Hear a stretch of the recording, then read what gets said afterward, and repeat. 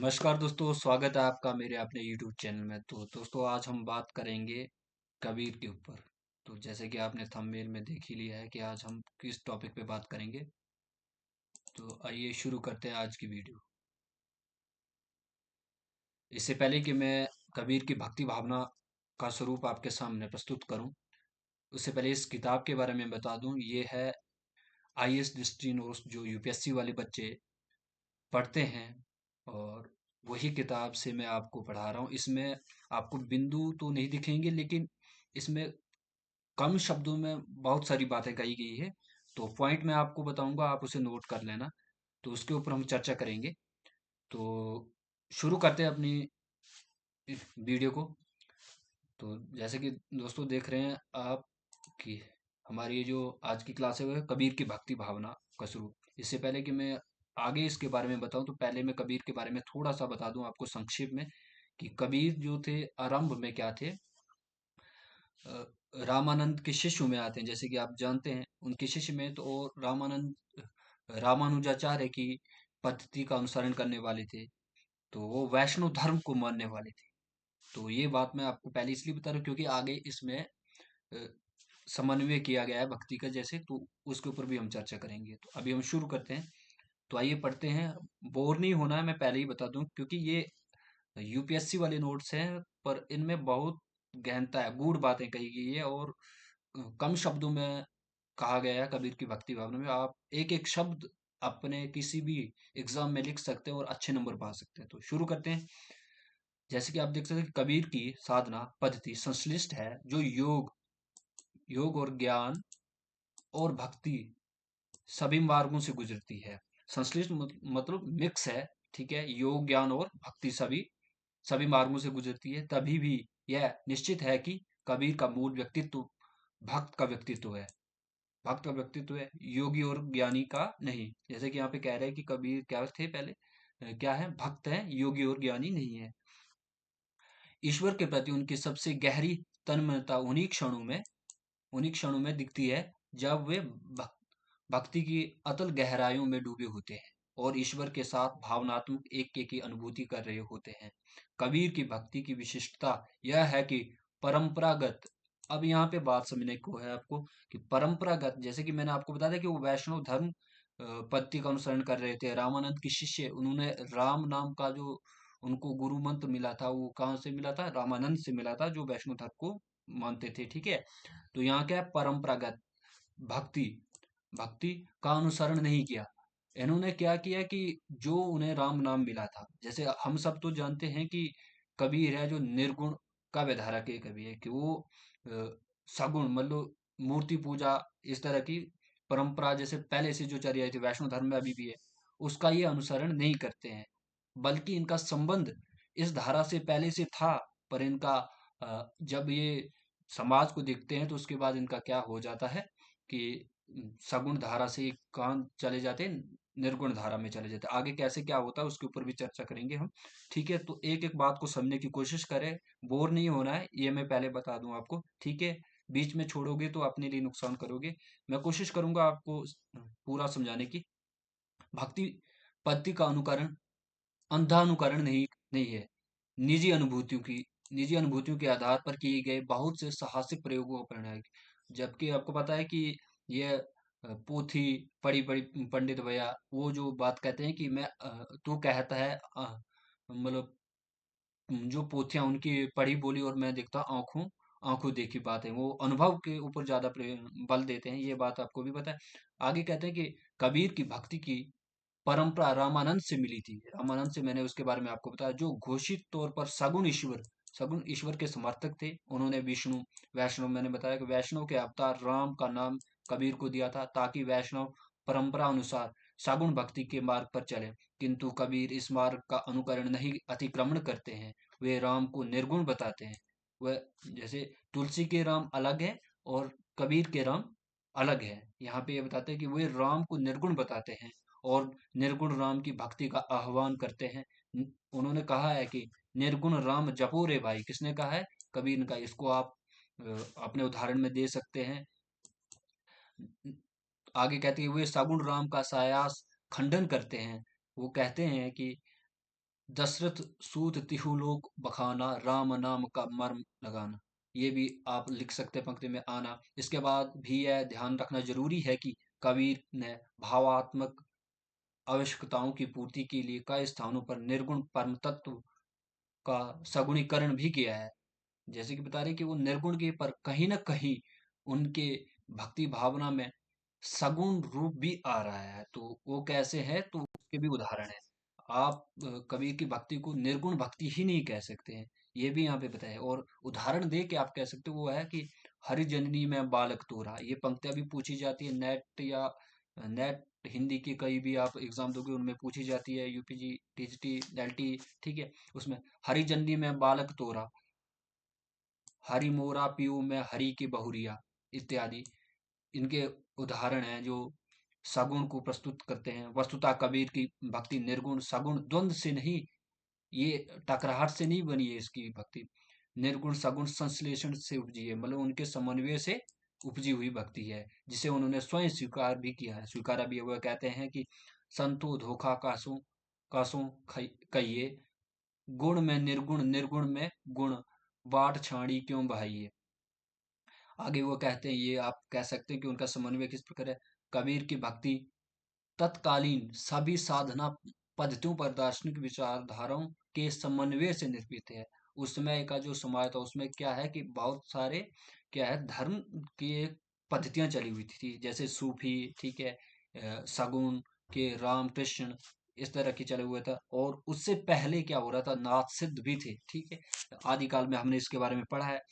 तो उसके ऊपर मैं इन इन बातों को ध्यान में रखेंगे तभी आप अच्छा आंसर दे पाएंगे कबीर की भक्ति वालों के। यहाँ पे कबीर की भक्ति तत्कालीन उन परिस्थितियों सभी साधना पद्धतियों और दार्शनिक दार्शनिक विचारधाराओं के समन्वय से निर्मित हुआ, ये बात आप जरूर लिखें। कबीर निरक्षर होने के बावजूद बहुश्रुत थे, इसलिए वे इसलिए अपने समय के सभी दार्शनिक सारणियों और साधना पद्धतियों से परिचित थे। यही कारण है कि वे परस्पर विरोधी मार्गों को भी अपनी भक्ति में घुलाने में सफल हुए। कबीर की भक्ति का दार्शनिक आधार मूलतः अद्वैतवाद है। क्या अद्वैतवाद क्या है, ये शंकराचार्य का अद्वैतवाद है, ठीक है, जिसमें क्या कहा जाता है कि जगत को मिथ्या कहा जाता है। ज्यादा नहीं, आप भक्ति भावना कबीर की भक्ति भावना को इससे जोड़ के करें, फिर आप अच्छे, जब आप पूरी वीडियो देख लेंगे तो आप अच्छे से समझेंगे कि क्या कहना चाहते थे, ठीक है। अद्वैतवाद का है जो कुछ मायनों में नाथ नाथ परंपरा से भी मेल खाता है। मैंने कहा कि नाथ, ठीक है, ब्रह्मा के निर्गुणत्व की धारणा, जगत के मिथ्यत्व और ब्रह्म जीव एकत्व जैसे विचार उन्हें शंकर से मिले। नाथों ने कुंडलिनी, ठीक है, जैसे योग सिद्धि हासिल करने की कुंडलिनी का जागरण और महाकुंडलिनी को जोड़ने की बात की थी। इन दोनों विचारों से प्रभावित होने के कारण कबीर की भक्ति का उद्देश्य अद्वैत स्थिति की उपलब्धि है। कबीर का जो लालन पोषण हुआ है वो नाथ संप्रदाय के अंतर्गत हुआ है, तो इसलिए उनका इस ओर मतलब योग कुंडलिनी इसकी ओर मतलब जुड़ाव बचपन से स्वाभाविक था, ठीक है। ये बात कहने का यहाँ पे प्रयास है। यहाँ पे उन्होंने कहा भी है, कबीर की भक्ति के उद्देश्य उन्होंने कहा है, स्थिति है कि जब मैं था तब हरि नहीं, अब हरि है मैं नहीं, प्रेम गली अति सांकरी जा मैं दो ना समाई, ठीक है। आगे कह रहे हैं कि कबीर की भक्ति पर नाथ पंथियों की अखड़ता अखड़ता अखड़ता और अमायिकता का गहरा प्रभाव नजर आता है। कबीर के समय भक्ति का रास्ता अत्यंत सरल सरल था, कि कोई मैं राम की पूजा करो मूर्ति की पूजा करो, इस तरह से उन्हें वो सरल लगा। कबीर को यह बात नहीं पची, इसलिए इन्होंने उन्होंने इस रास्ते पर चलने वालों से गहरी प्रतिबद्धता की मांग की। वह कहते हैं, कबीर यह घर प्रेम का, कबीर यह घर प्रेम का खाला का घर नहीं, शीश उतारे हाथ करी सो पैसे घर माही। कि वो भक्ति एक ऐसा रास्ता, भक्ति रास्ता है कि ये किसी खाला का घर नहीं है जहाँ मतलब आसानी से हासिल जो मिल जाए, वो कहने की कोशिश की जाती है। इसलिए वो क्या करते हैं कि नाथ पंथ की जो योग साधना उसका अनुसरण करते हैं, कि कुंडलिनी को जागृत करते हैं तप और मतलब परिश्रम से उससे। तभी ये कह रहा है कि कबीर या घर प्रेम का खाला का घर नहीं, शीश उतारे हाथ करी सो पैसे घर माही, वो कहने की कोशिश कर रहे हैं।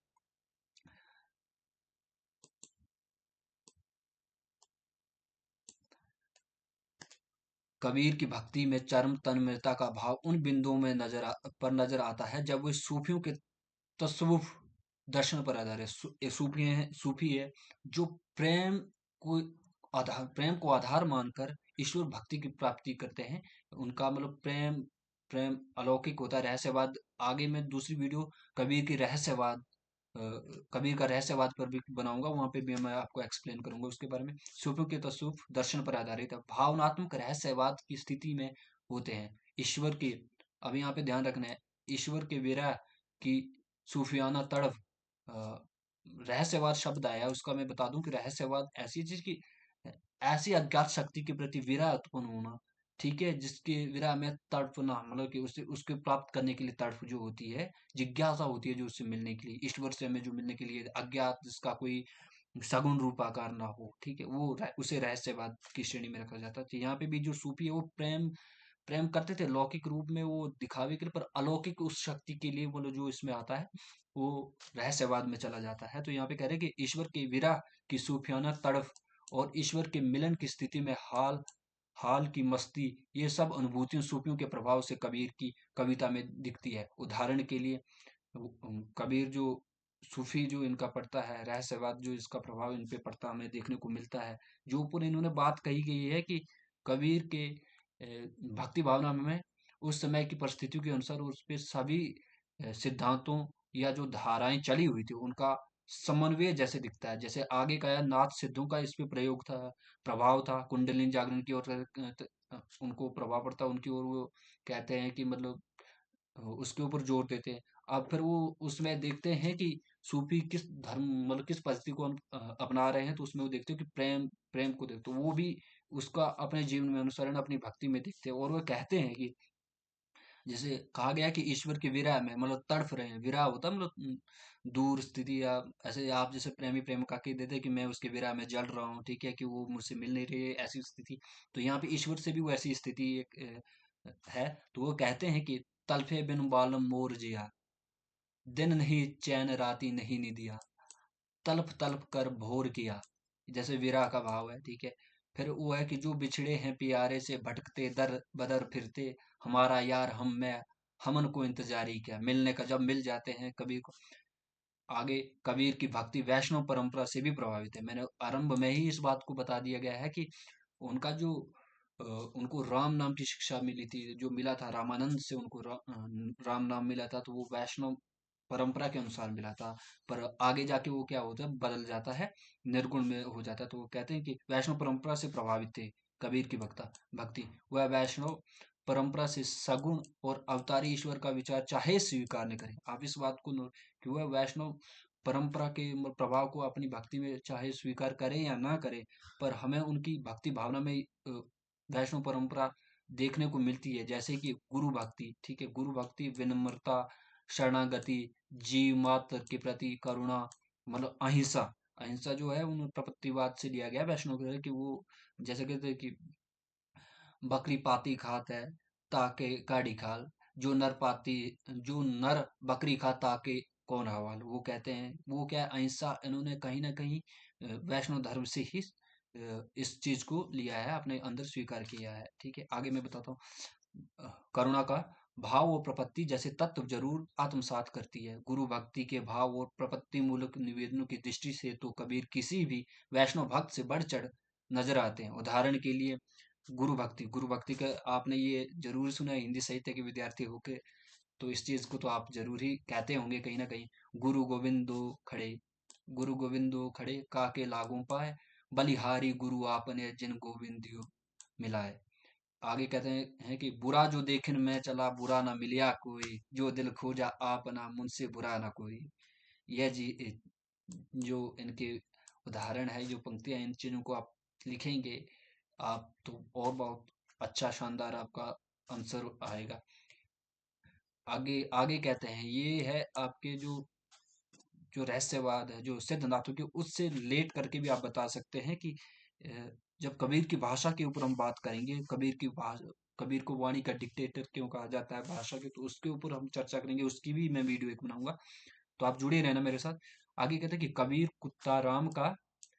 कुत्ता राम का मुतिया मेरा नाव, गले राम की जेबड़ी जित खेच तित जाऊं।